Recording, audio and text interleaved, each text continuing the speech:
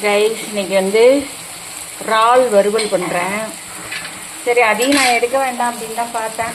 பாருங்க, வெங்காயம் தக்காளி பச்சை மிளகா பட்டை கிராம்பு போட்டு தாளிச்சிருக்கேன்.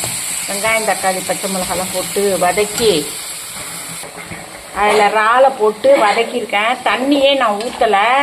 இறாலை வந்து முன்னாடியே மேக்னைஸ் பண்ணி வச்சுட்டேன்.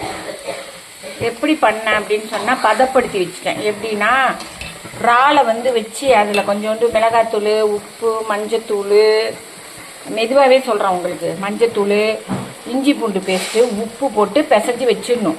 அப்போல்லாம் தண்ணியே இருக்காது, தண்ணியை சுத்தமாக வடிகட்டி வச்சிடணும். அதை வந்து நம்ம வச்சுட்டு ஒரு அரை மணி நேரம் வச்சுட்டு அதுக்கப்புறம் இந்த வெங்காயம் தக்காளியில் போட்டு இதையும் வதக்கணும். வதக்கி மூடி வச்சிட்டோம்னா இவ்வளோ தண்ணி தானாகவே வரும். இந்த தண்ணி சுண்ணோடனே நம்ம இறக்கிடலாம் வறுக்கிறதா இருந்தால். இல்லை வேண்டாம் இறால் குழம்பாட்டம் வைக்கணும் அப்படின்னா இப்படியே நீங்கள் வச்சுக்கலாம். தேங்காய் சேர்க்கலை, தேங்காய் சேர்த்தா ரொம்ப சப்புன்னு இருக்கும் அப்படின்ட்டு தேங்காய் சேர்க்கலை.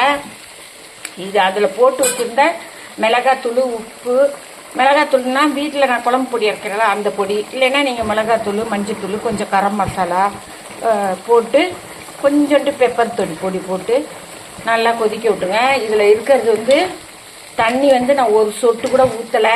அதை போட்டு வதக்கினோன்னே இங்கே பாருங்கள் எவ்வளோ தண்ணி. நான் இன்றைக்கி வறுவல் தான் செய்ய போகிறேன், அதனால் அடுப்பில் கொதிக்கிட்டு ரொம்பையும் வெந்தாலும் அது வந்து ரஃப் ஆகிடும். இந்த தண்ணியில் வெந்தால் ஒன்றும் ஆகாது.